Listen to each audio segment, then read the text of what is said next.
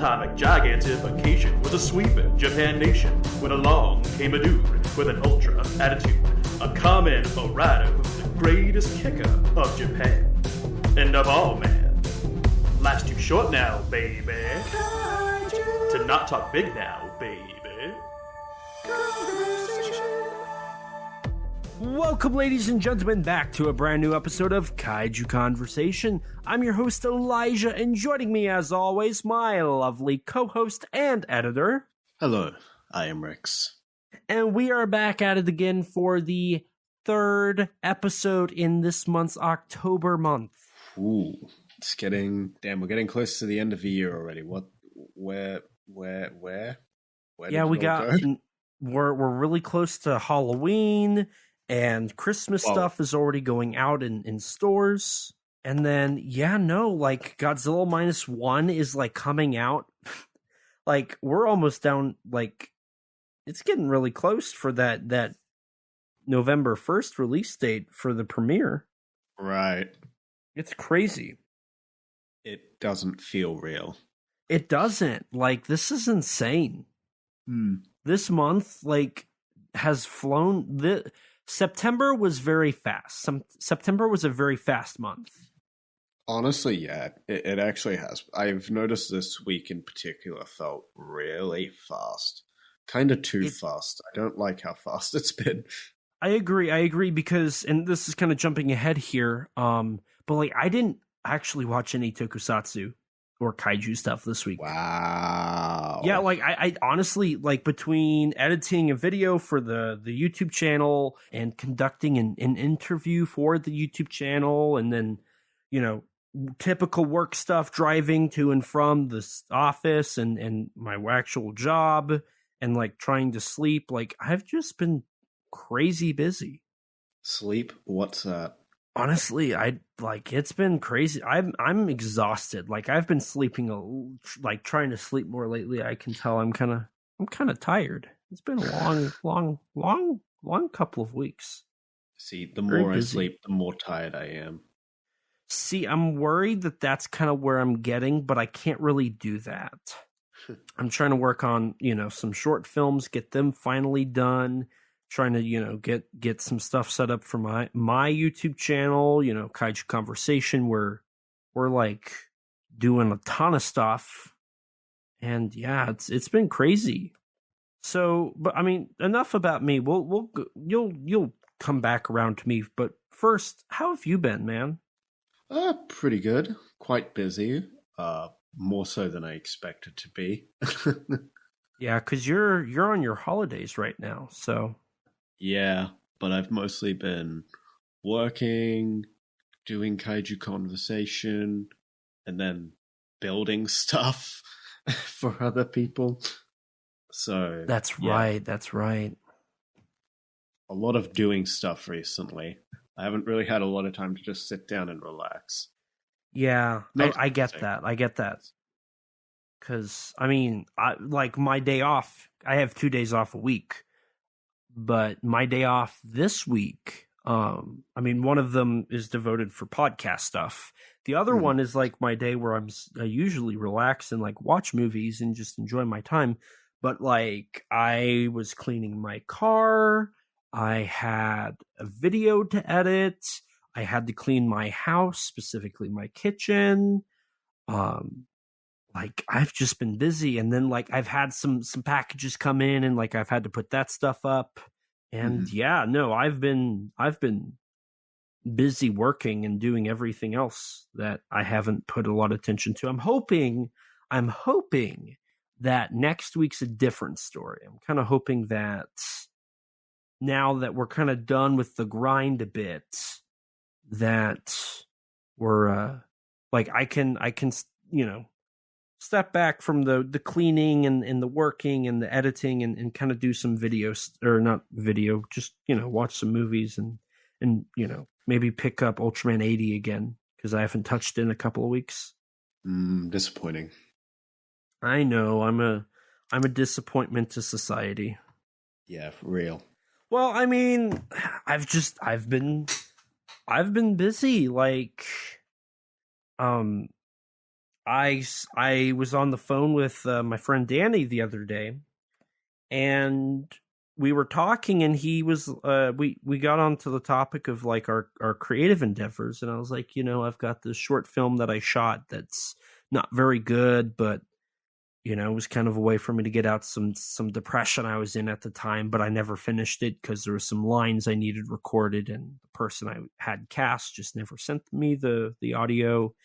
And he was like, well, it's a shame you don't know anybody who would gladly help you for the few lines you have. So, I'm going to work on that. I'm kind of hoping this weekend as of this recording, I can come by the studio here and record some audio lines for that and like get that done. I'm kind of planning on doing a rollout of all of my short films. I feel like it's enough time has passed that I should start uploading those to my YouTube channel. I see. Just for fun, SOS Seek Shelter came out, and a lot of people seem to like that one. I'm not saying the rest of my stuff's good, but I'm kind of like let's start putting out some of my portfolio. Just get it out there, People can think what they want to think, but you got to start somewhere. You got to start somewhere with this. That was my line. Screw you. So, I've got that, and then I'm working on another one that's kind of like a horror short film that kind of was the precursor to SOS Seek Shelter. Right. So, you've seen a still. It's where like that I had the black light and whatnot. I'm sure I have. I don't really remember very well. That's fair. But no, I've got that on. Sorry, I actually stole my memory from you that day. So I found out that some of the footage I shot for that has officially went like missing. It's gone. So I'm going to have to go. And what's funny is the stuff that's missing is my reshoots. Damn. So the stuff I shot, I have to redo. Now the good thing is it's all like establishing shots and stuff I don't need an actor for. There's only one shot where I need an actor.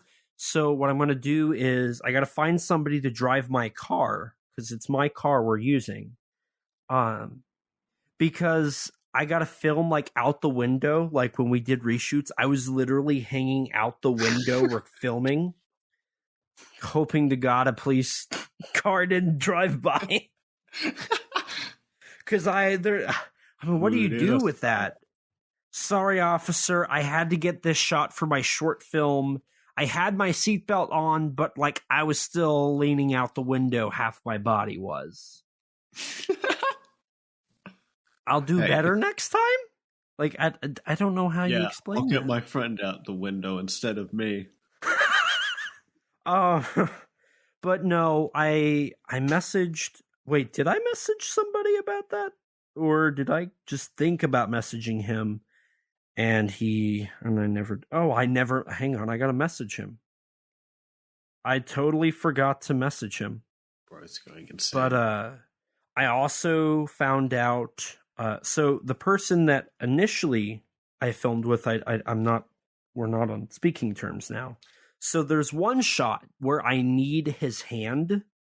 So I'm gonna have to like cast somebody to do that hand shot, which is funny because we were in our interview that's been out by now. To say.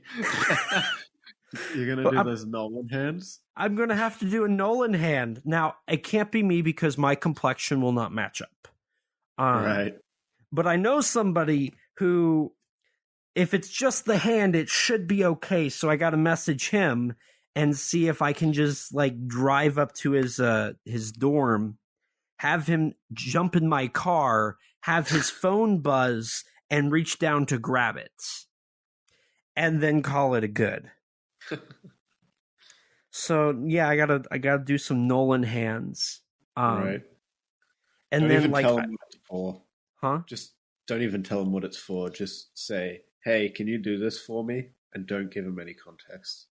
I'll offer him a candy bar. I'll be like, "Do you want a Mr. Good bar?" There is a joke there. Catering budget. Yeah. There is a joke to be had with that Mr. Goodbar joke that he would get, but only him. Nobody else would get that. So that's just like, everybody's like, why Mr. Goodbar? Man? What the hell, man? Yeah. It's like he'll never listen to this. So it's kind of a stupid thing now that I said that. I should reconsider some stuff. No, but I got that. And then I also have to like dub his audio because I never had him do the ADR I needed for that. So now I have to find somebody to like record his lines so I can dub it. Which I have somebody in mind. I haven't reached out and asked them yet, but no, I'm planning on doing that. I'll get those two out. I'm hoping by the end of the year. It'd be nice if I got the horror one out in October just for timely manners. So who knows? Maybe by the time this episode's officially out, like you'll be able to hear it or see it. I don't know. But no, I've got that, and then working on some other side projects, kind of waiting on some agreements and contracts before things can move forward on some of my other big projects. Ooh. And I'm working. I just finished the screenplay for something that I'm hoping in November or December I can officially announce. Nothing too fancy, but just a little fun thing that me and some friends are doing for a project. And so I've been busy. Things have been crazy over here in the world of ET, and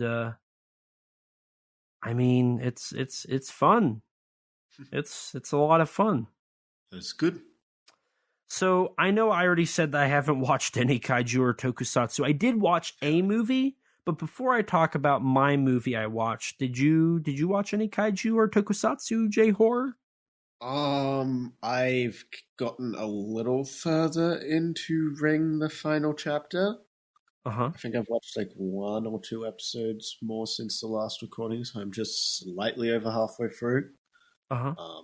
They're finally sort of talking about Sadako.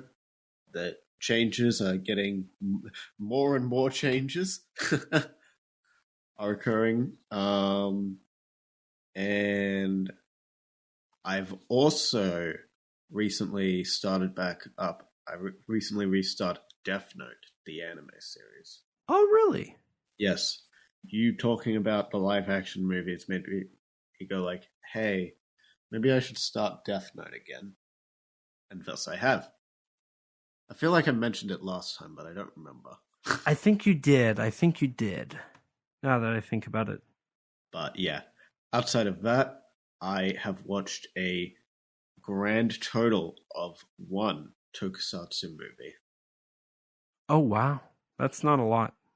Hey, it's better than you with a grand total of 0. You don't have to be mean. Can you I'm not tell being us what mean, you're... I'm being right. Can you tell us what you watched, or does it have to do with the episode we're talking about? It has to do with the episode. And that, okay. And, that brings up a very good question. Well, before we get into that, I did watch a movie that I, kind of left field for me. I ended up watching the 1978 Zombie 2. What, like the Fulci movie? The Italian yes. movie? Yeah, I would not have expected that from you in like a million years, I'm going to be honest. Yeah, it was kind of like I have a few hours before recording, and I'll just watch this for some more context, and yeah, I watched it. So did you like it? It was okay. There was a lot of nothing. Does that make sense? Yeah. Have you seen the movie? No. Okay. So I won't spoil it, but there's just a lot of moments where it's just kind of like, okay, we're just padding the runtime, I guess. I don't know. Right. Maybe it's, I don't know. Italian films infamously are like kind of schlocky. Mm-hmm. And truth be told, it's been a long time since I've watched just a schlocky movie. that wasn't outright bad or intentionally schlocky. Because I mean, I haven't really watched I've watched so much Japanese content that like I'm kind of getting used to it. Right. That's my consumption is Japanese television and Japanese movies. Maybe they're dubbed, but that's about it.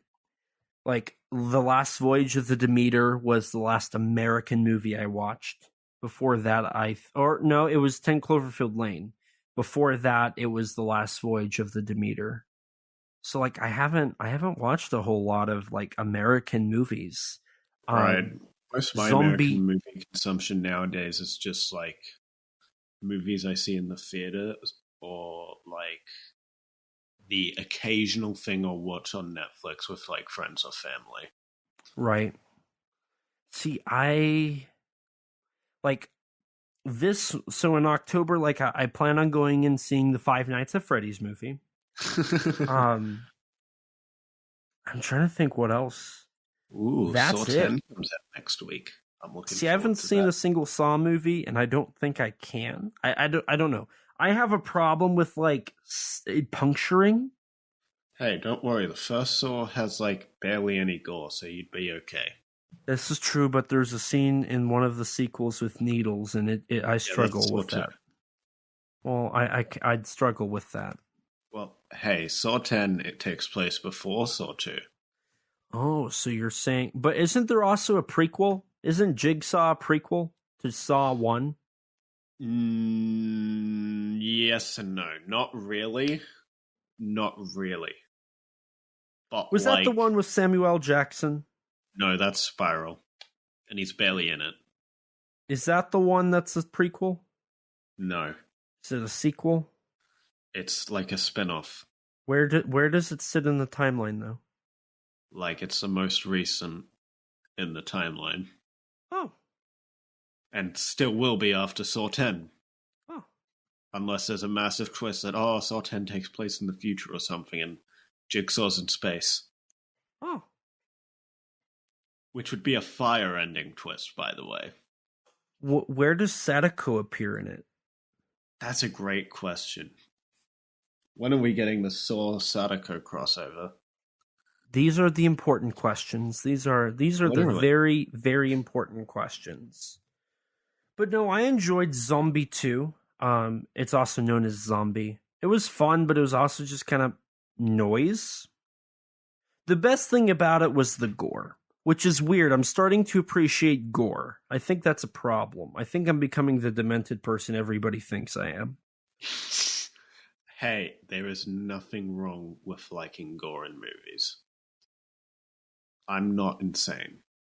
Are you sure about that? Shut. Hey, look, man. We don't need to talk about that. So let's talk about that. So where did this begin for you? Paint me a picture. Okay, probably the day when I woke up covered head to toe in blood. And what day was this? Well, I don't remember the exact date, but it would have been when I was about 6 years old. Uh-huh. Yeah. And why did you wake up covered in blood? Because I was bleeding in my sleep. I see. And do you believe this created childhood trauma that now resonates deep within your soul, that creates this tension and this craving for blood? No, but it is one of my favorite stories to tell people. And are you sure that you truly are a fan of blood, or do you think it's something that just you are afraid of and it's locked away somewhere and you need somebody to help you walk through your deepest, darkest fear? No. And why do you feel that way? Because I like gory movies. They're cool. Blood is cool. Have you ever considered? It's like toppings or extra flavor. It's like putting sauce on your movie. You know, you put tomato sauce on your food. You put blood in your movie. You know. Okay. So, are you saying I put a lot of sauce on my food? So I guess conversely, I like a lot of blood in my movies. Okay. So, have you ever wanted to recreate the events of a movie in real life? No.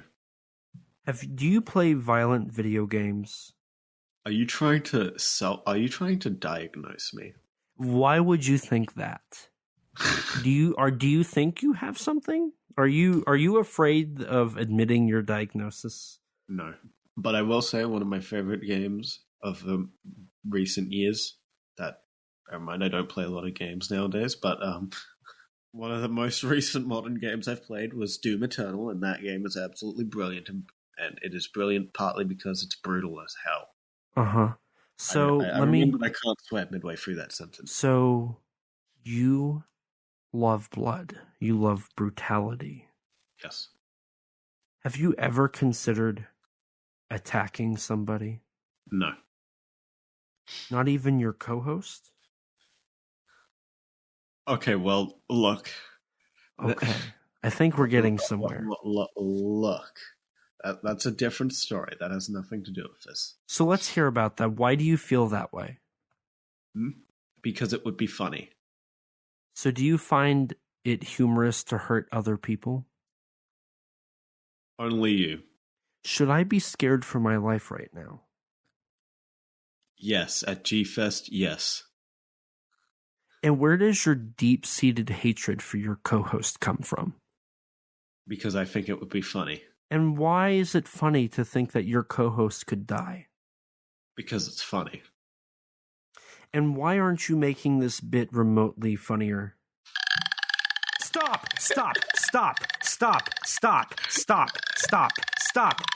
I will mute you. You're muted. I'm done. Nope, I'm not doing this. Nope, you can suck an egg. You're done. We're not doing this. Nope. Stop. Don't even think about it. I swear to fucking God, I will murder you in your goddamn sleep. And who was the one that was trying to diagnose me for being a You sociopath? literally made my heart skip a beat.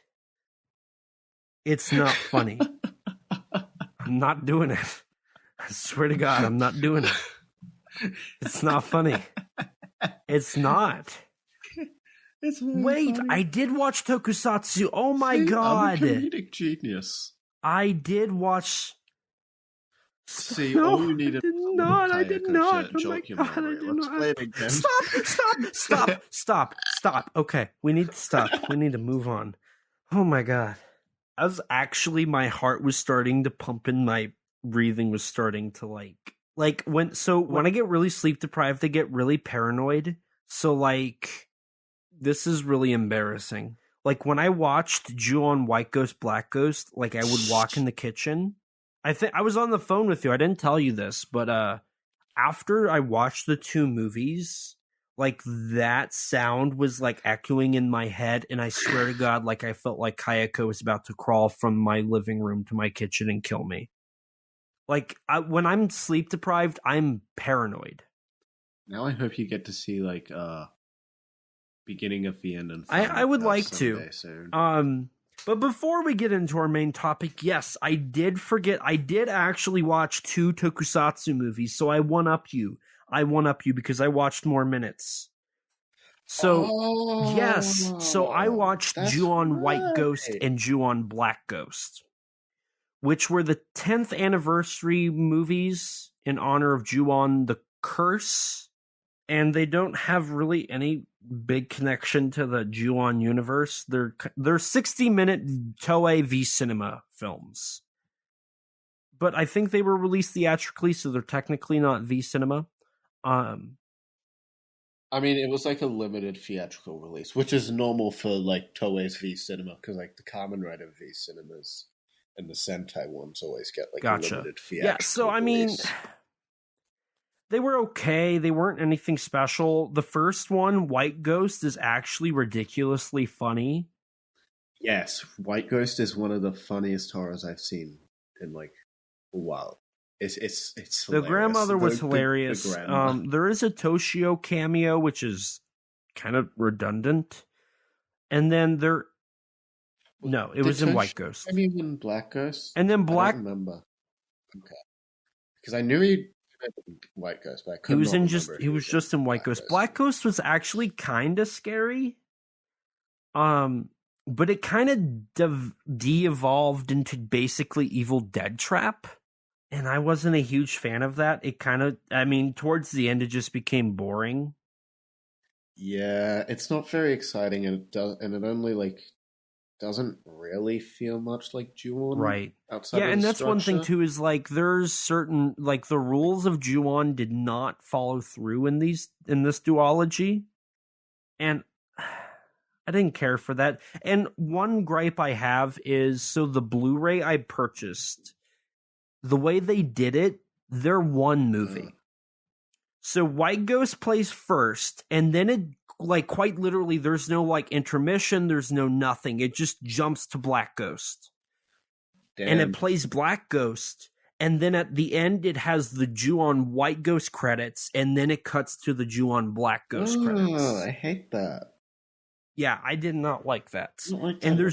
there's not even an option to like watch one or the other. Oh, that's sucky. That sucks. I don't like that. Yeah. I was really upset by that because I was going to watch White Ghost and then watch Black Ghost the following night, but because they were together, I was just like, screw it, I'll just watch both tonight. Which I guess it was good I did because it ended up being all I watched. Right. But no, they were okay at best. Nothing is going to beat the original Ju-on The Grudge. I mean, out of Ju-on The Grudge, Ju-on The Grudge 2, The Grudge, Ju-on White Ghost, and Ju-on Black Ghost, 10 fours and In a Corner, Ju-on The Grudge is still the best Ju-on movie I've seen. Mm-hmm. I know a lot of people like Ju-on The Grudge too. I need to rewatch that sometime because I don't really remember it. I remember thinking it was okay, but it kind of rehashed the first Grudge. I liked it. I mean, I liked how it had a bit more of like an actual like cohesive storyline. Yeah, cohesive narrative. And also, Ichijo from Kamen Rider Kuga was in it, so that bonus points. But yeah, I don't remember absolutely loving it. I just remember like liking it. Right. I think the thing I remember the most is like the horror of Kayako for me kind of was lost because I had seen Kayako already. So for me, Ju-on 2, The Grudge just didn't scare me as much. The first Ju-on The Grudge is horrifying, like absolutely horrifying. But yeah, no, Ju-on White Ghost and Black Ghost was okay. It was okay. I'm curious what you'll think of those movies.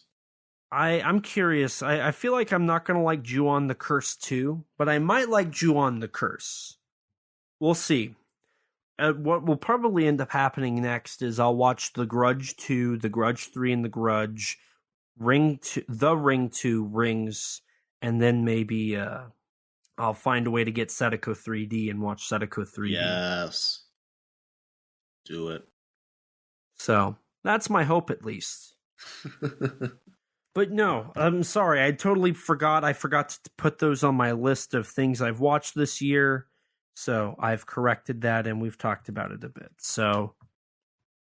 Well, I have seen Ju-on White and Black Ghost before, but I did not watch them in preparation for this episode. So, and I don't know, Yurei aren't exactly zombies. So, what are we covering today? I don't know. I did watch is it Fauci? Fulci. I did watch the Fulci movie Zombie 2. Well, I didn't watch that, so you didn't tell me that we were doing that today, so shame on you. I don't know what we're covering then. We should cover Resident Evil. That'd be so cool. Even though you mean Sweet Home? Yeah, let's do Sweet Home. The movie, that inspired the game that inspired Resident Evil. Yeah, let's do that. Resident even Evil though it's not kind of brought about a wave of zombie media in Japan, you could say. It did. So Rex, what should we cover? Oh, I also did watch this little Japanese sci-fi horror film that I guess has zombies in it called Junk. Oh, it's funny you bring that up because I watched Junk as well. Shocking information. So we're going to cover it or what? Let's do it. Alrighty. So without any more beating around the bush, yes, we are covering. Today's episode is on Junk from 2000.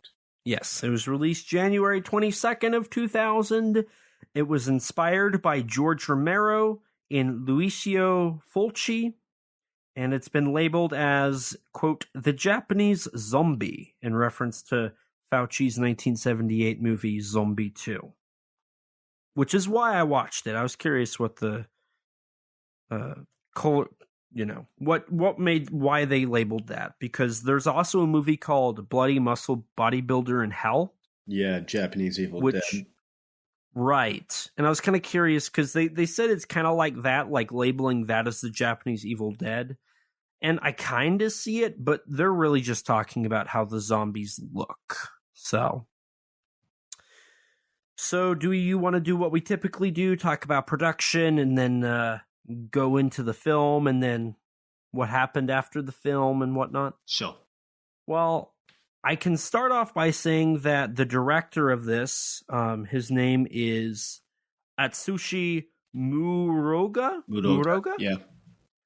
He had only seen Night of the Living Dead prior to this movie. But when he ended up doing Junk, he decided to watch as many zombie movies as possible. And he just dove into the genre. And something he was known for doing was ripping off other movies. Right. A lot of people like the fact he did that. So he went into this with the plans of ripping off movies. Mm-hmm. Some of those being Night of the Living Dead, Zombie 2, Zombie 3, Resident Evil, and From Dusk Till Dawn, mm-hmm. I believe was the other one. I mean, there's also very clearly some inspiration from, say, Alien as well. Yes. Inspiration. Right, because the main character, Saki, she was envisioned as like a Sigourney Weaver, Ellen Ripley type character, and they looked for an actress similar that was reminiscent of Sigourney Weaver. Right. And all of this movie mainly came from Ring. Ring came out in 1998, and it was a huge hit. And following that, we saw Japanese horror just boom. Right. And also in 1996, there was also the fact that Resident Evil came out, which kind of is, you could argue that's kind of part of where like the zombie craze in Japanese media sort of really at least sparked up, because there isn't a terrible amount that's like zombie. There's not a terrible amount of zombie media from Japan that comes before it, really. Right, because I did some research. So in Japanese media, zombies aren't really popular, mm-hmm. And that's because, one, they don't actually do a lot of like burying the body in Japan. That's not something they typically do. Outside of that, there's just the respect for the dead. They don't, it's not in their culture of them rising from the grave. Once they die, they're at peace. It's right. That honor, it's that respect. And it just, there is like Zombie 2 was one of the big movies in Japan. Evil Dead, that franchise was very popular, even though those aren't really zombies. I mean, they're kind of zombies, not really. But that stuff, that was really popular in Japan. But a lot of it was like grudges, yurei. There's not a lot of, in Japanese folklore, like in yokai and yurei and whatnot, there's not a lot of undead. There's not a lot of the undead. Even like vampires aren't really prevalent. The closest to that would be the Yuki Onna. But even then, the Yuki Onna is not really a vampire. Vampires came straight from, European horror. in Japan. Your more Japanese vampires are a very different take on the characters. I think of like Gokei Body Snatcher from Hell from 1967 when I'm talking about that's a vampire movie? Technically it is. Well, Yeah. So I mean, they're not really popular. Prior to this recording, I what's funny is like a few episodes ago, like before we started Zombie Month, I said I was tired of watching Japanese zombie movies. And then we had this month theme that was pre-planned, and I realized it after I said that. So the universe has been punishing me. But I went on a deep dive prior to this recording on zombie movies from Japan, and the first one that I can find information about was 1991's Battlegirl: The Living Dead in Tokyo Bay, which I think I've read is considered the first zombie movie. But I also found somewhere where there's apparently one from 1983 called Zombie. I couldn't find like any info on it. It could have just been a Japanese release of like the Fulci movie. I have no clue. Right. But I mean, it's either 1983 or it's 1991. Like there's nothing in between those two. So stuff like that just, didn't exist. And prior to following Resident Evil, you had prior to Resident Evil, you had Ryuhei Kitamura's short film Down to Hell. After and Resident then Evil. You had Resident Evil was 96. Did I not say after? Did I say before? Yes, you said before. Following Resident Evil, you had Ryuhei Kitamura's Down to Hell, a short film. And then you had Gaga do Wild Zero, a movie called Embalming. And then you had this movie, Junk. Yeah. And actually another thing I heard that they based this off of, or at least took some inspiration from, was Parasite Eve, which is another video game that came out around this time. Specifically, like with the villain zombie, the main antagonist zombie in this film. Right, and in 1997, there was the Parasite Eve movie. Right. Which didn't do too well, to my understanding. It actually performed very poorly, but... and fun fact, Takashi Yamazaki worked on that one. He was one of the effects crew. Yeah. Damn. Yeah.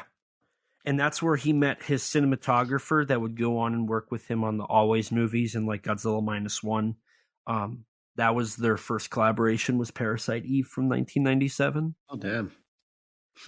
But this film started filming in spring of 1999. Okay. It was filmed in Okinawa. Yeah. I mean, most but of the it was movies actually the movie is set there, right? It was actually originally supposed to take place in Thailand. And it was supposed to be filmed in Bangkok, but so before I tell you why it wasn't, the original story was 4 gangsters meet at Kosan Road and plan a jewelry store robbery. That was, and we see that in the movie, but that's a much smaller part. Right. What happened is the crew, which was of only 17 people plus the director, it was not a very big crew, but they had already made deals to go, like they had already rented all of their equipment. They had the Thailand crew planned and set up. They flew out to Thailand, and once they got there, they found out a movie called The Beach, starring Leonardo DiCaprio, was filming in their locations and took all of their equipment and the crew they'd already agreed to use and was working on that film. So they had to fly back to Japan and redo everything. So they flew out to Thailand, got told no by Leo DiCaprio basically, got on a plane, flew back to Japan, rewrote the script, figured out they were going to film in Okinawa, and then went to Okinawa and did all of their work. Right. Damn. How much of the budget do you think that took? Probably, I'd say a quarter of it. Honestly, yeah. That sounds about right, I'd say. I mean, it got to the point where during filming, the actual stagehands had to be the zombies at points. Local citizens in Okinawa were playing the zombies, and U.S. military people were the ones in the movie. They were actual U.S. military personnel, and they were just doing it for a good time. They weren't even really doing it for pay. Yeah, you can tell they're not actors. Yeah, it's pretty obvious. At least if it was fun for them, then fair enough. Which I will say, I do give the director props, because when filming this, he wanted it to make it as extreme as possible. Like he had watched a lot of, As what as possible? As extreme as possible. He wanted to do like a really extreme movie. Because I mean, one of his big influences was Zombie from 1978, which is kind of extreme. It's got some gore in there. But as production continued, they found out they needed something for the gore, so they actually went to local supermarkets and purchased the meat. And so during the movie, that's actual raw meat that the zombies are like grabbing and putting in their mouths. Which I'm really curious if that got anybody sick. Probably. And so he actually, in the press release for this film, he brought up how it was like, this is what you have to do when you're on a budget. You go with what nature provides, not artificial stuff. Mm-hmm. Which was kind of funny. I feel like I'm kind of taking the spotlight. Do you have any production info you have? Honestly, there wasn't very much I could get that you haven't already covered. I mean, you've essentially covered everything I had and more. Well, I have one last thing before we could, I guess, dive into the movie. Mm-hmm. And then I have two other things following that on production, like during filming and post-production, and like the follow-up. Mm-hmm. There was actually originally plans to have kid zombies and them be killed, but the director didn't want to have kids being murdered on screen, so he ended up cutting that and just throwing the crew in for the scene that they were originally supposed to be there for. Huh. Do you happen to know what scene it is? I don't. Okay. I didn't get. There was nothing about that. So that's all the info I have. The film was distributed by Japan Home Video theatrically. It looks like it was a straight to V Cinema release, but it actually wasn't. It had a full blown theatrical release. But I think that's honestly for the better. Like, I love that. It looks like a V Cinema release, but it's not. I mean, it's got that V Cinema look, but I'd also say that if it had like a better transfer than just like this, like fairly old DVD release, then honestly, the film itself looks fairly nice for the most part. Like it's got a low budget look, but the actual cinematography is quite competent. The lighting is for the most part quite decent, Right. And it's low budget effects, but they look pretty good, all things considered, for what you can only imagine the budget to have been. They do. So with that, do you want to dive into the film? Do you want to kind of go ahead and explore it? Yes. Okay. Do you want to take us away here? Sure thing. So the film begins with stock sound effect flashes as we just see different bottles of various objects, such as fish in tanks and all that. And this is where we see a group of scientists experimenting on corpses. The main mad scientist of sorts talks about how a substance known as DNX can, potentially bring people back to life, and that it's finally finished. Thus, he injects it into the naked corpse of a 26-year-old Japanese woman in front of him, and after a few seconds, her eyes open. Which, during this opening sequence, you brought it up, and I'm going to reiterate here. We already see that the American actors, because they are speaking English. Yeah. They are speaking English. But their line delivery is as hollow and as unemotive as you can, I think, get. Yeah. Yeah.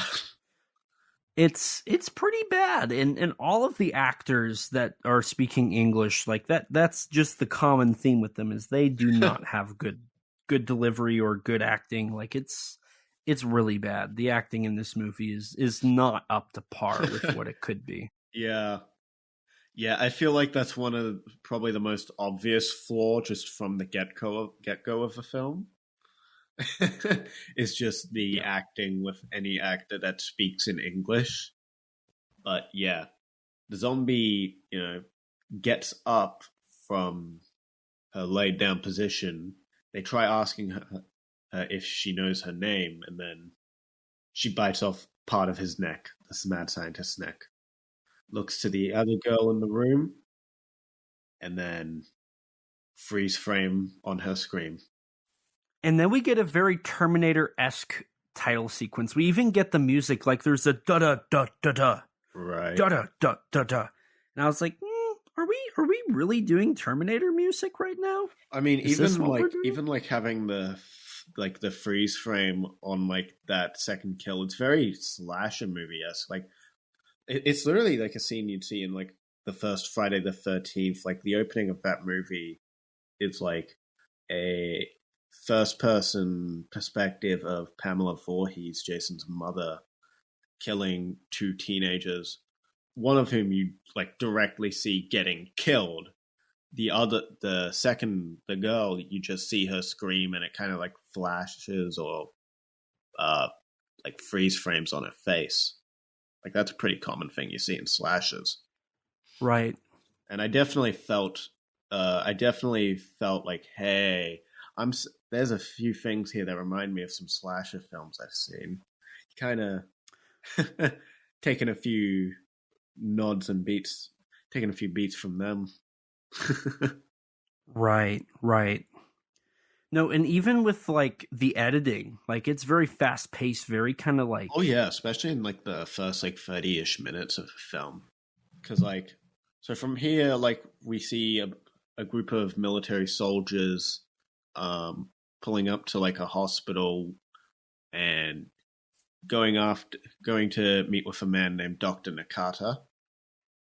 Do you think that was intentional? I actually had that thought. Like, is this intentional? This did come out just after Ring. Like, probably not, but you never know. Right. But yeah, essentially, Dr. Nakata is informed of the fact that there's a little bit of a zombie situation, and that the American colonel wants to meet with him. Then we get our title card and cut to our actual main characters of the film. Right, because we have this weird thing where we basically have two storylines. Mm-hmm. We have the military men and the professor, the doctor. Mm-hmm. And then we have our four main characters and their jewelry heist. Right. Which we also get some fun techno music while we get the setup to their heist with the, I was going to say, I wrote down the techno music here, kind of fire. Yeah, I love a good techno music drop in a movie. And yeah, we continue with the fast editing as well, with like a lot of fairly quick cuts, all things considered. Right. It's crazy how fast the first 30 minutes feel. Right. I mean, the movie just gets rolling very quickly, which honestly I appreciate. Right. But I will say it does slow down, and I'll talk about that once we get to the point where it kind of slows down a bit. Mm-hmm.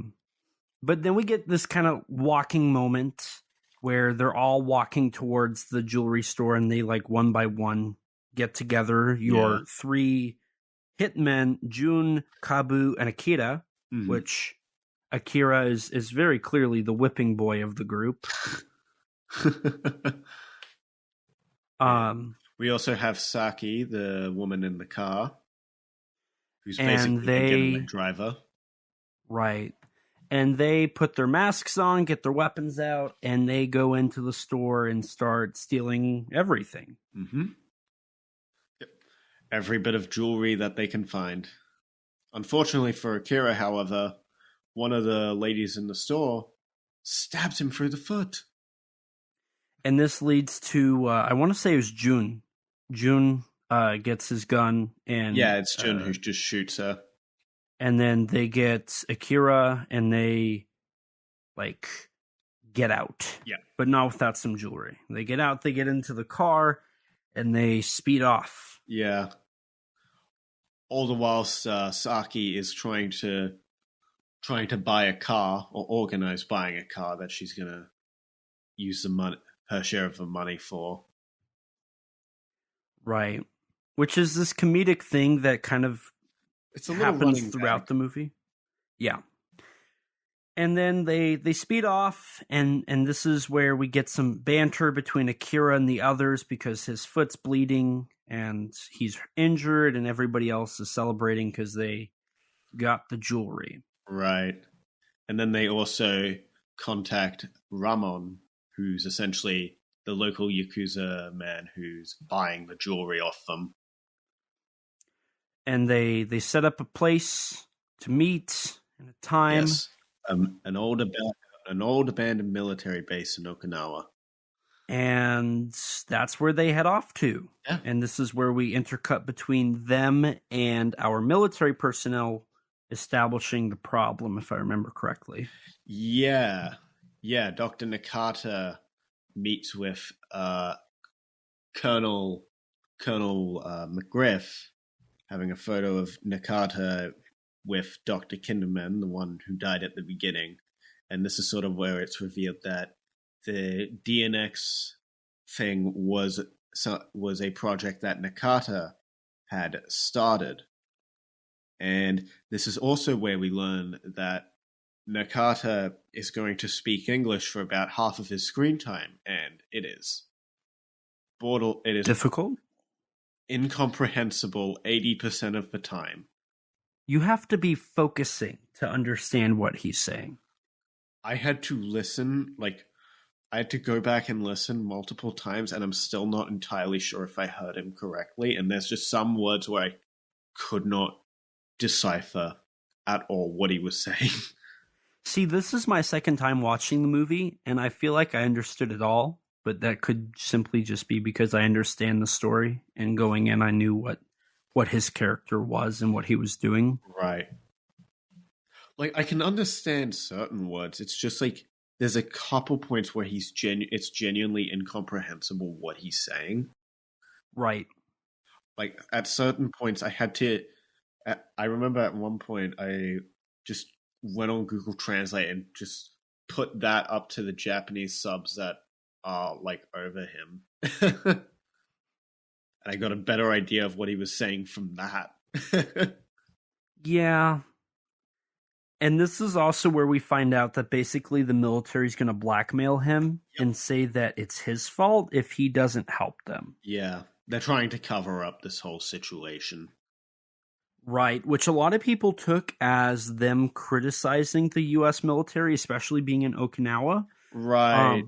But the director denies any of the social commentary, stating that it's just a stupid sci-fi horror movie, and that the U.S. military's presence was just so that the audience could suspend their disbelief for the presence of zombies due to the size of the military in the U.S. Right, and I think he said specifically that the Japanese military is lame. Damn. And he didn't believe that they're boring, they don't do anything, they wouldn't be the ones to make it happen. Okay, that's kind of funny. But following this, I mean, we get this establishment of the problem and the the situation for both. Yeah. We cut back to our Yakuza. Are they technically Yakuza? I don't think they're actually Yakuza. I think that, or if they are Yakuza, then they're like the lowest level of Yakuza. Because one of them, so we cut back to them, and they're at the place, and one of them says, "I thought the Yakuza only met in Chinese restaurants." Mm-hmm. Maybe like one of them's. It's established that one of them being June, who's kind of like the leader of this group. He's like right, the only one he's a wanted man. Has the Yakuza connections. I mean, he's not the only wanted man. One of the other guys, Cub, sorry, he is like wanted, and he's trying to escape to the Philippines because he's wanted for like a pyramid scheme. Right, that's right. So, it's not really well established how they're all connected. We know that Saki used to work during the sequence. Saki tends, she used to be a nurse. She's tending to Akira's foot. Yeah, where she says that she quit the hospital because a guy was stalking her, and she just wants to get out. Yeah, they also have a bit of banter about like sexism and stuff. Akira's kind of a bit sexist, kind of having those traditional Japanese like patriarchal values. Right, yeah. Which end up coming back in the ending. They do. And then we also have it's not as bad as Gappa. This is true. Gappa was way worse. Gappa was just so bad, it was hilarious. But we also, during all of this, not only do we get the sexism, but we get some, highly flirtatious moments between Akira and Saki, and then we get some flirtatious moments between Jun and Saki. Yeah. Jun tries hitting on her, but his advances fail rather miserably. Yeah. Because she goes off to get some water to tend to the wound. Jun suggests that they should get rid of Akira and Cub. Right. And then they can split it. And she's not about that life. Mm-hmm. And then she goes off to find water, and he just starts wandering, I guess, technically. If I remember right, he heard like a sound or something and was like, "Is that you, Cub?" It's like he goes exploring, and then he sees a cat that coincidentally just happens to look like Jonesy from Alien. Yeah. That's just a coincidence, And then suddenly a zombie appears out of nowhere. Yeah, its arm bursts through the wall, grabs his head, pulls him back, and like a pole stabs through his neck. Which is kind of a reference to Zombie 2. There's a moment where something like that happens with one of the side characters and an arm coming through the wall and them being impaled by something in the head neck region. I mean, it's pretty standard like slasher movie first kill. Right, because up until this point, the film kind of just feels like a slasher movie. It does. And I will say during this part, even with this death, it does slow down a lot. This is probably the most boring part of the film. At least for me, because it was just kind of like, okay, we're waiting for the zombies, we're waiting for the Yakuza, we're waiting for the military to do something, we're all waiting, nothing's happening. I don't know. I feel like, I don't know if it really... It's only like a few minutes where it really slows down. Like the sequence... Yeah, the next 10 minutes. Yeah, it's about 10 minutes where it kind of slows down. This is the part where I feel like it drags the most. Outside of this, though, it kind of picks back up. And this movie isn't it 83 minutes, I want to say? Yeah, although I think there might have... There's like an unrated extended cut that exists. It's like, I want to say 5 or 10 minutes longer. Right. And because I want to say I read somewhere that there's a 91-minute version. Yeah, something like that. Something like that. And this is 83, which is weird because the DVD promotes it as uncut and unrated. Huh. So I don't know. It's kind of weird. I mean, if there is an unrated cut, then I'd be curious because honestly, the gore in this, if assuming this is like the R-rated cut on the cut down version, then the gore here is pretty good. Right. And I will say, from this moment going forward, it's just trope after trope after trope. Right. June screams or yells, and everybody goes looking. They can't find him. They do find a bunch of body bags. Right, which we find out that, the government, or they believe the Yakuza was storing them there. Right. And then eventually they find June's body. Right. Which is being eaten by zombies, which looks really good. The gore is amazing. The gore is really good. Yeah, the gore is and the pretty zombies solid look really good. Movie. Like, there's a couple moments where, like, the only gore effect that I'd say looks a little bit off is occasionally, like, at the beginning where, like, the zombie queen, as she's sometimes called, is, like, tries biting off, like, the doctor's neck. The gore for that looks a little off. But, like, other than that, the gore in this movie looks great. And and I think there's really solid as well. I agree. But I will say the ending gore with the zombie queen's not the best. That's where it lacks the most. But no, all the zombies in this look amazing. The details, and they specifically said the zombies are a lot like that of Zombie 1978, which I can get. Both are very graphic, very detailed, very gore, which I think looks really good. Yeah, some of the ones in this movie remind me of that poster for the film, which is the entirety of my familiarity with that movie. Right. But once they shoot the zombies, they kill them. It's that typical, like, shoot them in the head and they're dead. Right. Hey, that rhymed. Hilarious. And then they're running out, they're trying to get away at this point, and, to their surprise, they're no longer alone. Yeah. They find the Yakuza men. Which is funny. They try to say they're zombies, and they're like, "Yeah, no, you're lying. This isn't true." Yeah, you killed June. You just want more of the money. But hey, I don't care. Show me, give me the jewels, and I'll give you the money.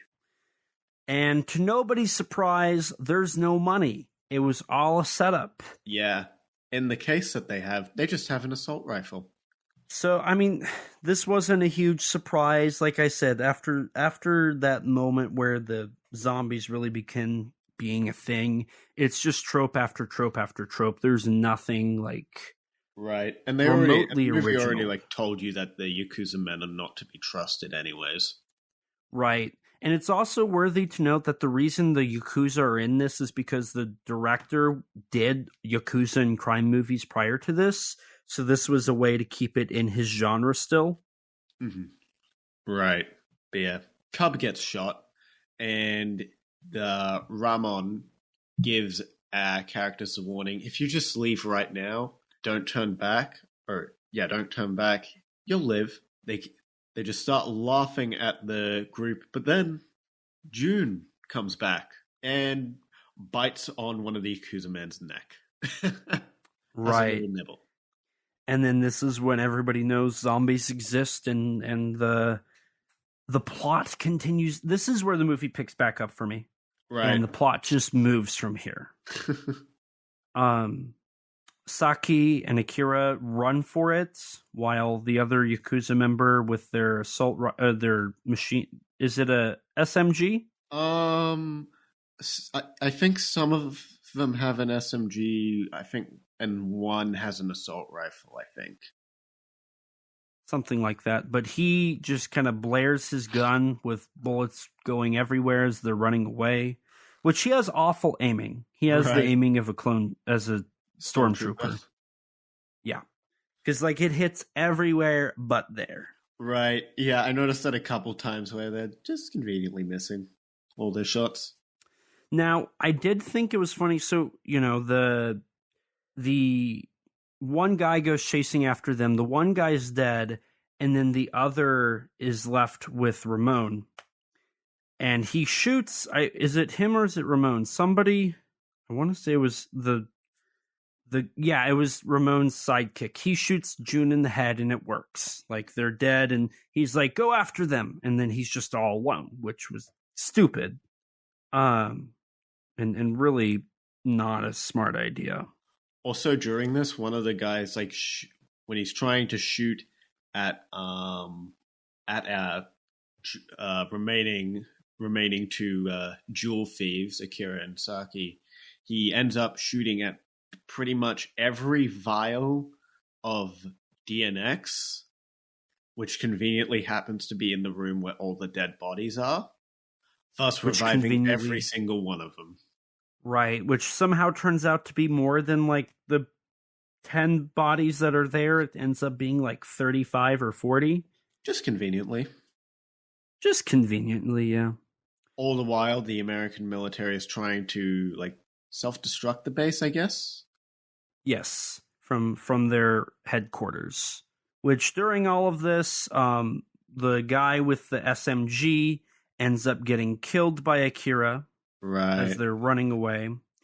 And this is where the attempt to blow up the base happens. They start the countdown, but the zombie queen deactivates it and then sends a message, I love you. And from there, at this point, I think the script does get a little interesting. Because now it's built up enough that's not just basic, right? Because now we have Ramon, who we don't know where he's at. We have the other Yakuza member who is chasing after them. You know, they still have that fear of them being caught. We have Saki and Akira, who, you know, could be a couple. We don't know, but at least I did. I like their dynamic. And then we have Nakata, and who's trying to figure out. It has some semblance of intelligence. Right. And then we have Nakata, who clearly knows what's going on. The military guys don't really matter. But no, now we have a lot of interesting stuff. And I like that. I like where we're going with this film. Granted, it's still filled. I mean, the zombies waking up is taken out of Zombie 1978. Right. But now we do have all the zombies roaming around. So now it's a true, you know, zombies running amok and running loose. So, you know, now we have kind of the zombie movie we've been waiting for, which a lot of people like. I've grown to the point where that doesn't work. It works for 2 movies and then it's boring. But that's just the problem with zombie movies for me. Is like zombies are not interesting. Like the Zombie Queen is interesting. That right. I will give it. I will give it that. The Zombie Queen is an interesting character, but normal zombies just in general have nothing to offer that's exciting or new. Right. I mean, it doesn't help that you have been watching a fair few of them. Right. I found out that I've watched almost 30 Japanese zombie movies. Yeah. That might contribute to your feelings, your indifference a bit.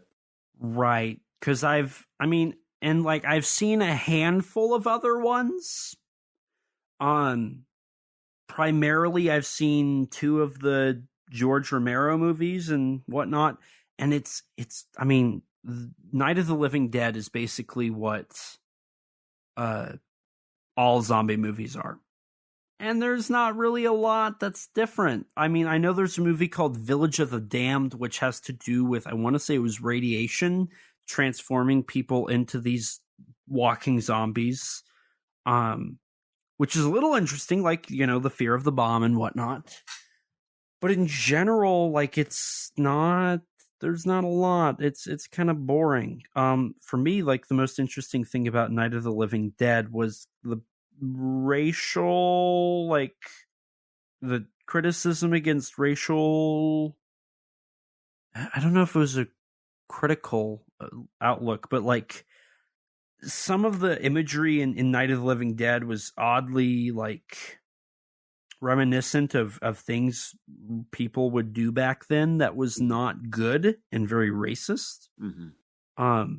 But then again, they were doing that to the zombies, which are the villains. So I don't know if that's really a good thing that they were doing that. I don't know.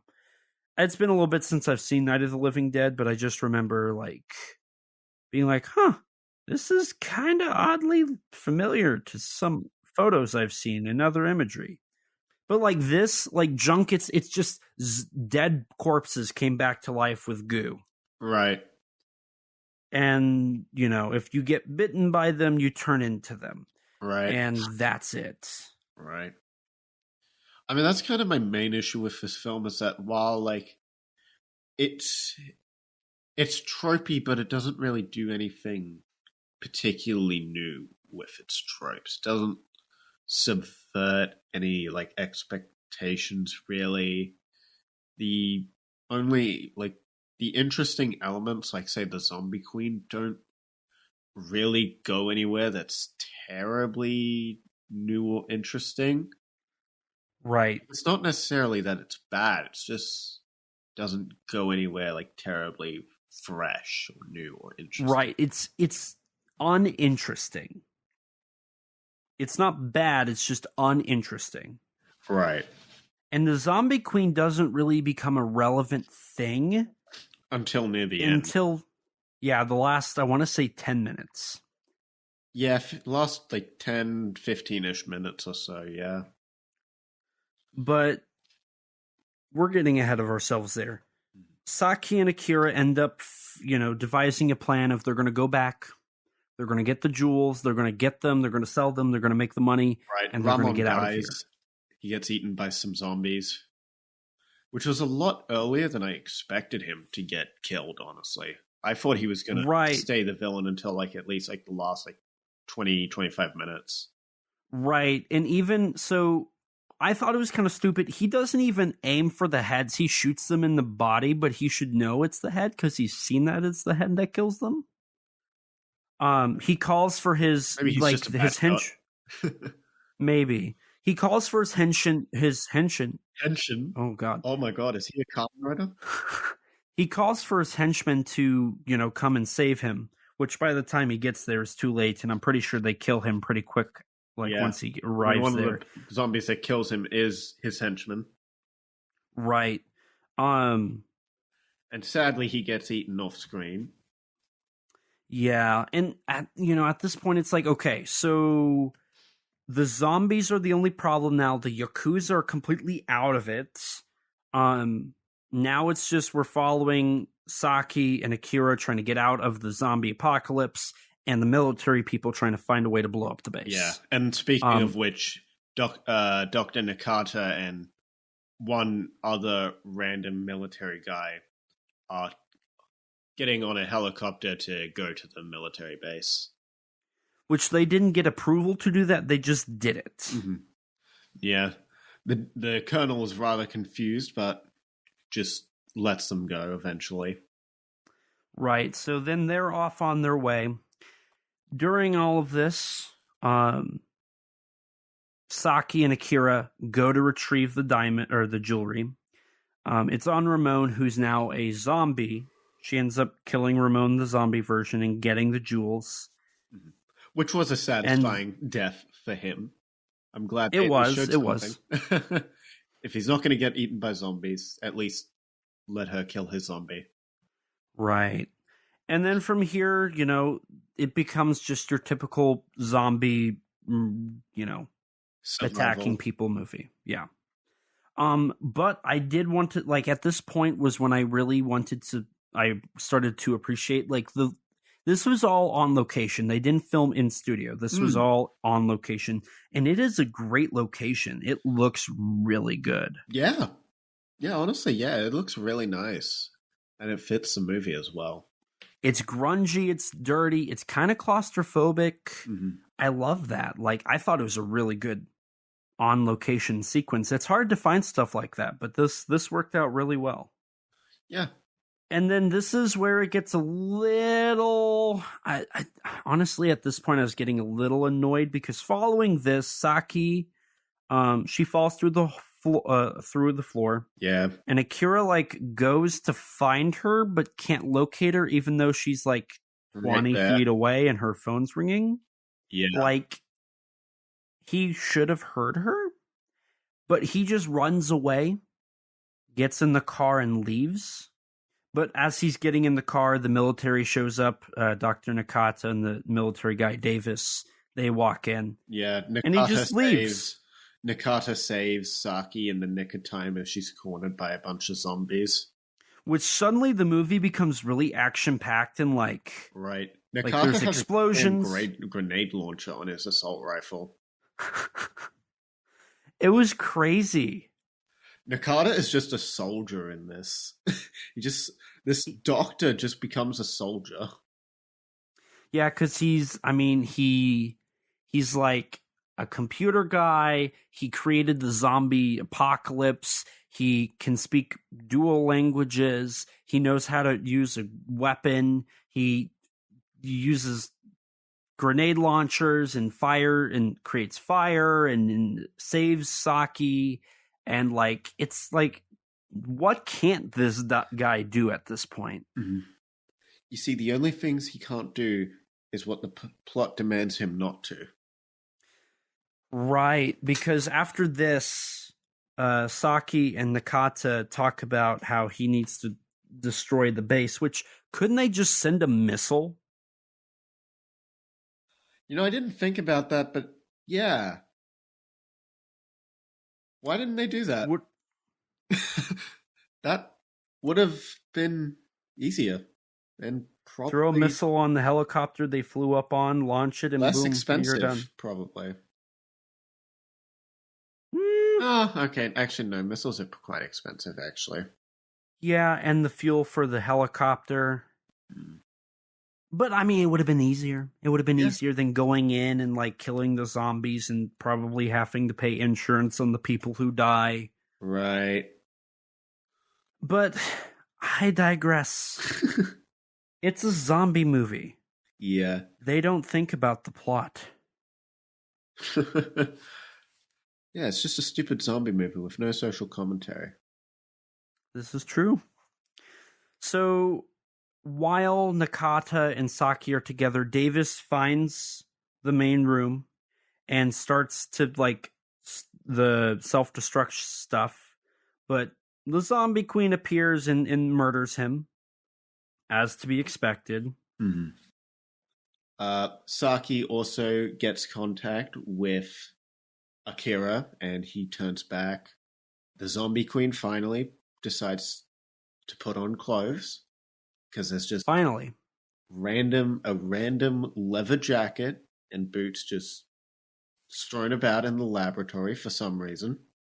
As you do. Yeah, just a leather jacket on some seemingly important items there. And this is where Dr. Nakata finally comes across the zombie queen. And this is where it's also revealed that said zombie queen was his deceased wife, Kyoko. Who died in a car wreck. Yeah. And he wanted to bring her back to life, and this is why he did his research, but it ended up not working in his favor. Yeah, and thus he left the project, but the American military decided to continue anyways, leading to the rest of the film. Which I feel like I've heard this before. I feel like this is a story trope I've recently seen. I mean, it's a fairly generic story, all things considered. Like, I was interested in the whole intelligent zombie thing, but it kind of, again, nothing particularly new or interesting done with it that you haven't seen before. So, during this whole moment where Nakata and Kyoko interact, Nakata ends up dying, his head gets cut off, and she starts eating him, and this is where Saki and Nakata finally cross paths in a moment where, I mean, I love the backlighting. The backlighting is really good. The zombie queen walks in with backlighting, kind of like a dramatic reveal, almost kind of like the alien queen in Ripley and the Power Loader, like when that kind of occurs. And then from here, we get a little fight between the two. Yep. Kyoko clearly knows that the keys are for the self-destruct, and the only person standing in her way is Saki. Saki does try to kill her with, shooting her in the head, but it doesn't work. Mm-hmm. And you get a Blade Runner tribute there when she gets shot in the head and dies like one of the replicants in that movie. But then she just comes back to life again with white hair. Yeah, this is where she this is starting to be kind of like, so the white hair specifically, like, reminds me of like a cat ghost. Right. And even like her face, like the makeup turns white. Right. With the eyeliner. Her face was already gray with the makeup, but now her eyes also seem to be a bit more like lighter. Right. And she starts like doing martial arts moves and whatnot, Right. which reminds me of a lot of like the ghost cat from a haunted Turkish bathhouse. Mm-hmm. In a way, it's kind of like, okay, she's no longer a zombie. She's more of a Yuri, which is interesting. It's interesting. This is where this is where the obvious Japanese comes in. Mm-hmm. It's not your typical zombie finale, because the typical zombie finale would be the Horde finally reaching your main characters and your main characters fighting them off or succumbing to their doom. This is kind of more like your slasher movie routine, with Saki being the final girl. And right. Like the Kyoko, the zombie queen, being your Jason Voorhees or your Freddy Krueger. Right. But they do a little bit of a spin on this. Akira comes in and does slice Kyoko. For slashers, for like the remaining side character to help out. This is true. But like Akira like slices Kyoko in half. Right. Kyoko also has like maggots in her body, and when Akira slices her in two, just starts puking milk. Which, following this, doesn't Saki shoot Kyoko again? She tries taking the keys out of Kyoko's like intestines. She then, they activate the self-destruct and try to get out, but then Kyoko's upper half comes back and tries to kill Akira, but then Saki just throws her into like electricity, like a generator or something, and blows her up with that. It's also worthy to note the half Kyoko is the worst effect in the movie. Yeah, I've seen worse, so it's not terrible. It's the worst in the movie. Sure. Yeah, sure. So, I mean, following that, we get the cliche of at the end of any 90s monster movie, something blows up. Yeah, you gotta escape the explosion just in nick of time. So Saki and Akira run through a window and jump out as the explosion occurs. They would not have survived that if this was real life. And they somehow end up in the river next to the facility. Right. Yeah, it's a pretty poor explosion. I mean, like, we get like a brief shot of like the building outside, and then and then we just have a flash and cut to a completely different area exploding. Like, I get it, right, but low budget movie, but Yeah. So following this, don't we cut away from our main characters and go back to the military base? Yeah, with the colonel talking about how they've covered it all up and that they're going to continue with DNA. So there could be a sequel. But it never happened.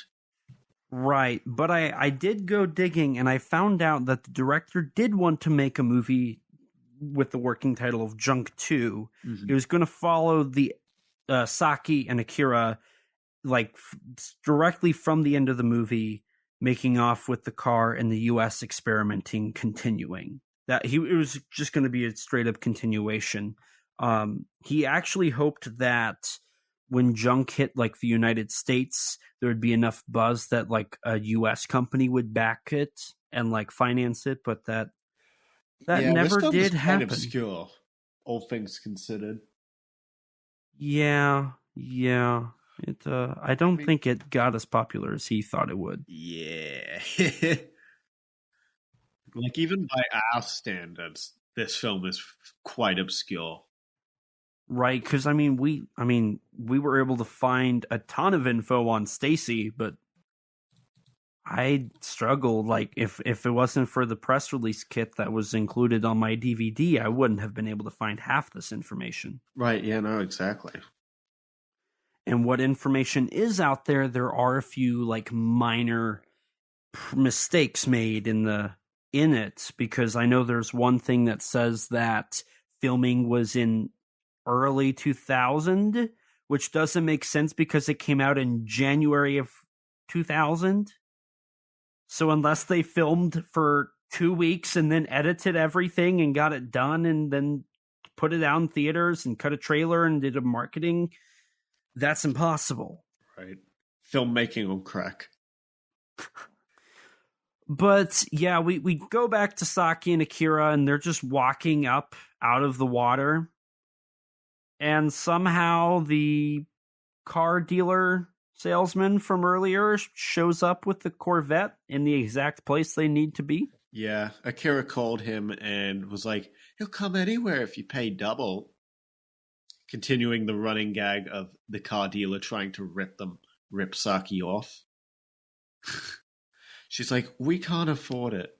And Akira tells her that there's a nice little way to buy a car at the lowest possible price. And then he proceeds to beat up the car dealer. And then we get a callback to the whole women are passengers statement from earlier. Yep. With Saki getting in the... Which, this doesn't really help the whole Sigourney Weaver Ripley thing, because Ripley's a... Yeah. You know, she would drive that car. Yeah, but movie's gonna movie, I guess. I guess that's meant to be an arc. I guess. I feel like that's regression and not progression. Right. But nonetheless, they drive off into the sunset and the movie ends. Yeah. I mean, I will give it this. It is a fun movie. It has some great gore, some great stuff. It's not too terribly long. There is a 10-minute lull in the middle, but it doesn't, like, that's only 10 minutes out of the 83-minute movie. And there's 2 minutes of credits, so it's really only 81 minutes. Mm-hmm. So it's not like awful. It's definitely not awkward and like all over the place like Stacy was. But like you said, there's nothing new really in this movie. Right. It doesn't subvert your expectations like, say, One Cut of the Dead did. Right. And I will say this, it does not feel like a movie that came out after Ring. No. This feels like a 1980s J-horror, like, V-cinema release. Mm-hmm. At least for me. Like, it felt straight up just like a 1980s horror movie. Yeah. Do you have anything else left to say on the film, or do you think we should sort of transition into our ranking? I think before we transition to ranking, I should give you a rundown of the cast and the crew. Oh, that's right. How could I forget? Yeah, so starting with our director, who also was one of the co-writers, Atsushi Moroga. He did a lot of Yakuza crime movies. He didn't do any zombie or like tokusatsu science fiction kaiju J-horror movies after this. Your other co-writers that didn't do anything really outside of this was J.B. Baker, who probably wrote The English, Yoko Katsuragi, and Emiko Terao. So there was 4 writers on this movie. Somehow. And I have a feeling that's why the zombie queen got shafted like she did. Maybe. Your special effects was by Masami Kobayashi, who also did the effects for Armed Samurai Zombie, the Ryuhei Kitamura produced, I want to say, or written. Ryuhei Kitamura written movie, directed by Takasuguchi from 2008. Right, and he's also worked on some Beat Takeshi movies like Sonatine and Boiling Point as well. And then your composer, you had Goro Yatsukawa, who, get this, did the music for Kamen Rider The Next, Dororo, Yo-Yo Girl Cop, Kamen Rider The First, Devilman, the live-action movie, and Moonchild. Damn.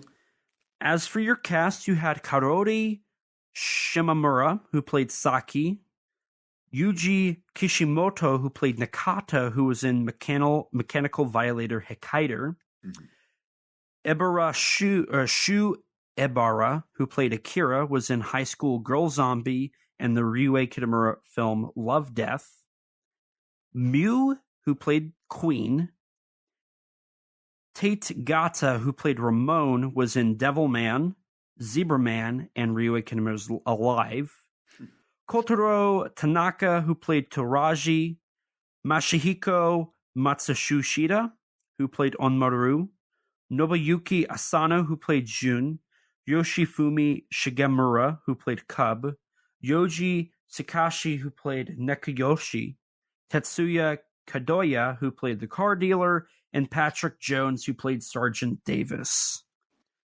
So there wasn't a lot of big names in here. You just had Yuji Kashimoto, Shu Abera, and Tate Gata. Right. I mean, I think a few of the cast members were like friends of yes, of Atsushi Moroga. Like Kaori Shimamura, I believe, was one of his friends, and she's in a couple of his other movies, like Gun Crazy.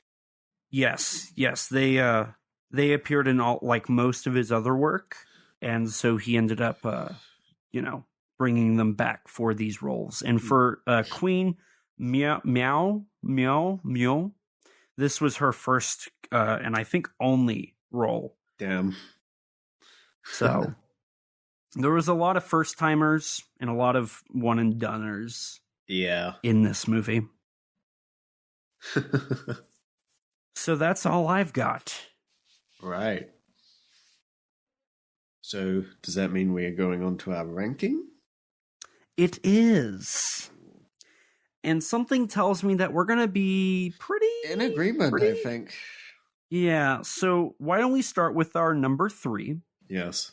We'll say them at the same time. We'll see if we're on the same wavelength. Page. Yeah. So on 3. 1, 2, 3. Stacy Attack of the Schoolgirl Zombies. Okay. So far, we're in agreement. That movie's weird and creepy and doesn't make a lot of sense. Yeah. Very number 2.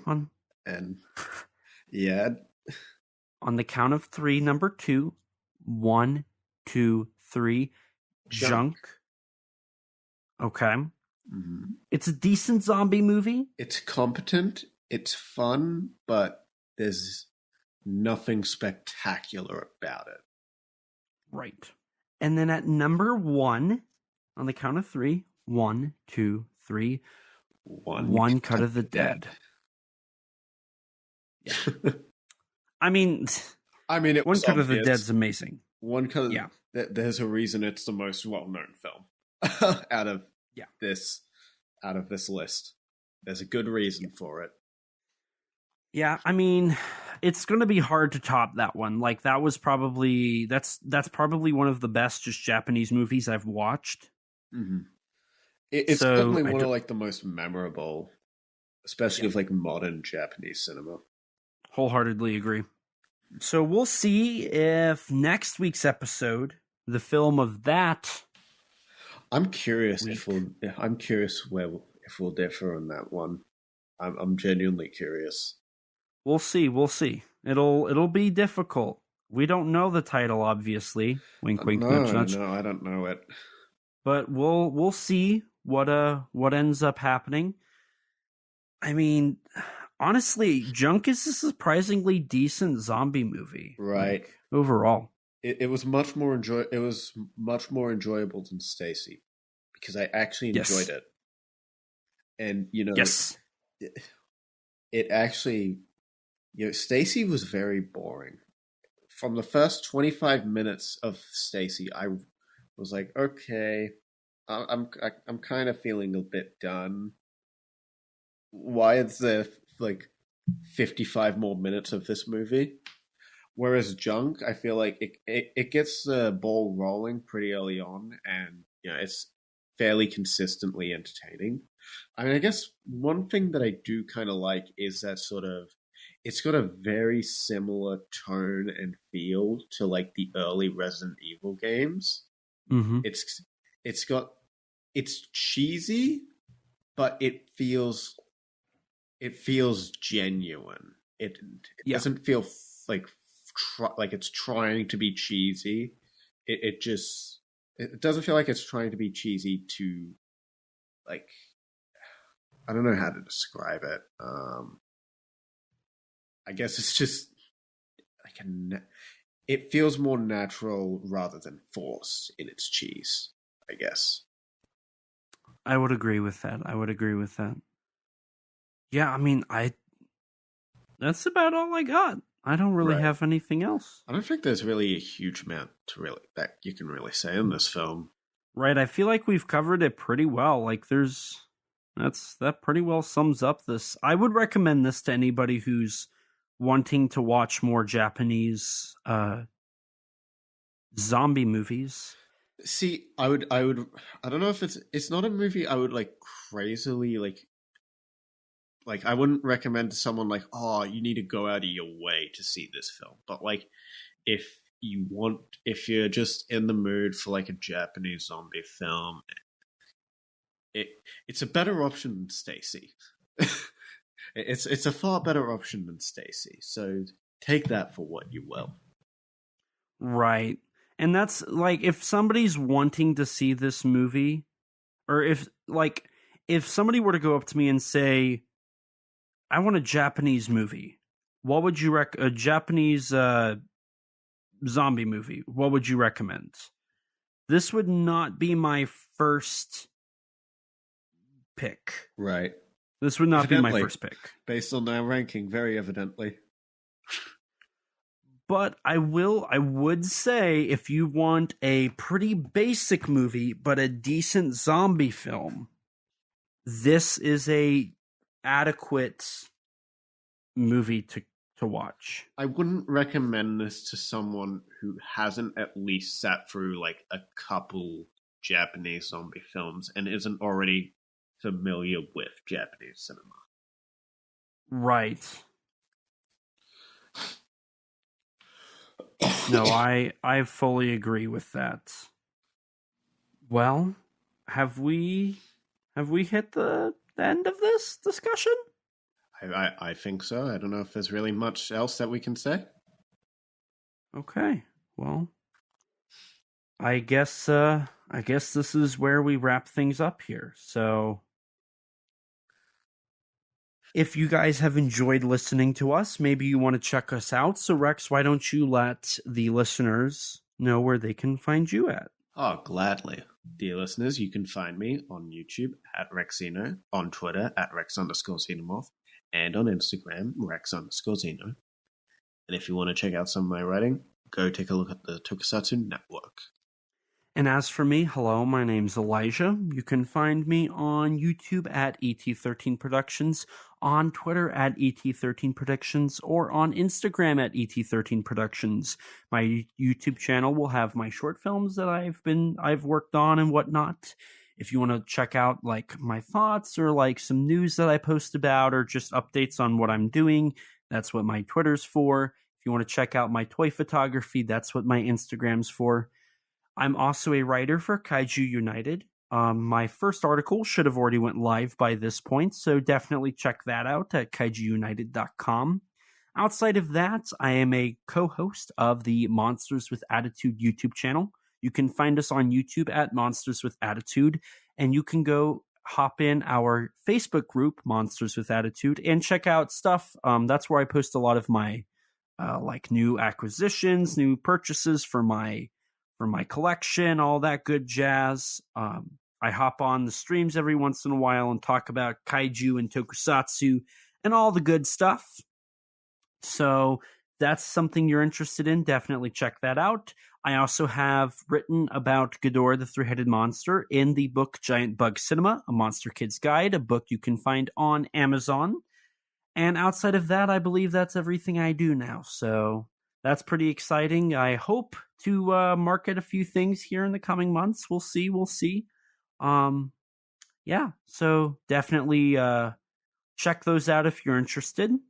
But as for the podcast, don't forget to rate us on iTunes. That boosts our ratings and helps us get recommended to more people just like you. If you don't have an Apple device, which I don't blame you, I don't. Actually, that's a lie. I'm using a MacBook right now. I'm looking at the MacBook Pro, like text on my laptop. I apologize for that, but you can rate us on Spotify. That's something we greatly appreciated. Somebody recently left us a 5-star review. Thank you so much. We highly appreciate it. If you want to stay up to date with all things Kaiju Conversation related, follow us on Twitter at KAIJU_CONVERS. If you don't have Twitter, you can follow us on Instagram or like us on Facebook at the same handle. If you're like me before podcasting and you don't have any social media, lucky you. You can email us at kaijuconversation@gmail.com, all lowercase, all one word, you know the drill. And as always, we'll read your reviews on air for everyone to hear. We also have a Teespring store. Eventually, we'll have original artwork on there, but until then, you can sport our awesome logo on a t-shirt or maybe even on a coffee mug. If you'd like to chat with us, check out our Discord server full of others that have similar interests to you. Recently, it looks like there was a discussion about Godzilla Earth, Godzilla Ultima, and the Monsterverse in their iterations of the King of the Monsters. It's a great community full of great people having tons of great conversations on all of the tokusatsu topics. Don't forget to subscribe to our YouTube channel and hit the bell so you can be notified anytime we upload a video. We sometimes post exclusive to the channel, like bloopers for episodes or minisodes talking about news or other subjects. We also have an interview with Mechagodzilla designer Jared Kerchevsky on the channel, and a video interview with Andrew L. Phillips, director, writer, and editor of Kaiju Island of Fire on there. Great interview. I highly recommend it. Go check it out. As do I. And a huge thanks to Rex for editing all of these episodes and all the other content we upload. His links can be found in the description below. Along with Rex, we'd like to give a huge thanks and shout out to Danny DeManna of the Godzilla Novelization Project for his amazing vocals on our theme song. You can support him by following him on Twitter at Danzilla93_GNP or visit his website, GodzillaNovelizationProject.com. And a huge thanks to Grattan Conwell from the podcast Giant Monster BS for composing the music for our theme song. You can support him by following the podcast on Twitter at Giant Monster BS or on any podcast platform under the name Giant Monster BS. And with that, we're going to wrap things up here. So thank you guys so much for listening in to this October as we cover Zombie Month. It's been a lot of fun, and I appreciate all of you guys listening. So thank you guys. And as always, please remember, life's too short to not talk big. Bye, guys. Bye. We are set, we are in debt, there's nothing to sweat. Life's too short now, baby. Kaiju, not too big now, baby. Conversation. His name's Elijah, baby. And also Rex now, baby. We love those kaiju, baby. And you will too now.